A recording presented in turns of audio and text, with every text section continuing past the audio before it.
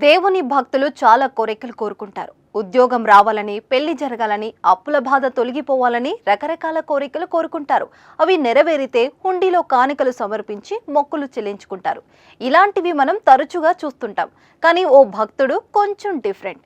ఏకంగా తన అప్పు దేవుడే తీర్చాలంటూ ఓ లేఖ రాసి హుండీలో వేశాడు. అందులో తన అప్పులు చిట్టా కూడా రాయడం అసలు ట్విస్ట్. స్వామి, నాకు చాలా అప్పులున్నాయి, అవి మీరే ఎలాగైనా తీర్చండి. తేజస్ అకాడమీ స్థాపించిన 12 సంవత్సరాల్లో 1918 డిఫెన్స్ ఉద్యోగాలతో పాటు ఇంటర్లో రాష్ట్ర స్థాయి మార్కు సాధించి తెలంగాణ నెంబర్ 1 గా నిలిచిన తేజస్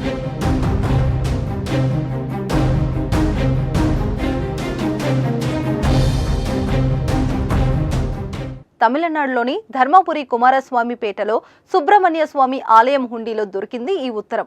అసలు దాంట్లో ఏముందో ఓసారి చూద్దాం. తమిళనాడులో ధర్మపురి కుమారస్వామి పేటలో సుబ్రహ్మణ్య స్వామి ఆలయాన్ని దేవాదాయ శాఖ నిర్వహిస్తుంది. ప్రతి ఏటా ఈ ఆలయంలో తాయిపూసద్ తీర్థ ఉత్సవాలు ఘనంగా నిర్వహిస్తారు. ఈ ఉత్సవానికి చుట్టుపక్కల ప్రాంతాల నుంచి వేలాదిగా భక్తులు తరలిస్తుంటారు. సుబ్రహ్మణ్య స్వామికి మొక్కుకొని తమ కానుకలు హుండీలో సమర్పించుకుంటారు. ఈ ఏడాది ఫిబ్రవరి 4న తాయిపూసద్ ఉత్సవం జరిగింది. ఈ క్రమంలో దేవాదాయ ఆలయ కార్యనిర్వాహక అధికారులు ఆలయంలోని హుండీ లెక్కింపును చేపట్టారు. ఈ క్రమంలో వారికి ఒక లెటర్ దొరికింది. అది చూసిన అధికారులు ఒక్కసారిగా ఆశ్చర్యానికి గురయ్యారు. ఒక భక్తుడు తాను చేసిన అప్పులను వెంటనే తీర్చేయాలని ధర్మపురి కుమారస్వామిని లెటర్ రాసి కోరుకున్నాడు. స్వామివారు వచ్చి చదువుతారనే నమ్మకంతో తీసుకున్న ప్రతి రూపాయి అప్పు వివరాలని అందులో రాసి దానిని హుండీలో వేశాడు. తాను చాలా మందికి అప్పులు ఇవ్వాలని, వాటిని త్వరగా అందజేయాలని దేవునికి మొరపెట్టుకున్నాడు. మొత్తం 1,43,50,000 అప్పులు ఉన్నట్లు అందులో రాశాడు. అంతేకాదు మరికొందరి నుంచి తనకు రావాల్సిన 10,10,00,000 కూడా ఇవ్వాలని వేడుకున్నాడు.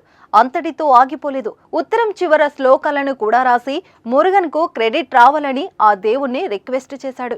ఆలయ అధికారులు ఆ లెటర్ చూసి కంగు తిన్నారు. ప్రస్తుతం ఆ భక్తుడు రాసిన లెటర్ వైరల్ అవుతుంది. భక్తుడి వింతైన కోరికలు విని అందరూ ఆశ్చర్యానికి వ్యక్తం చేస్తున్నారు.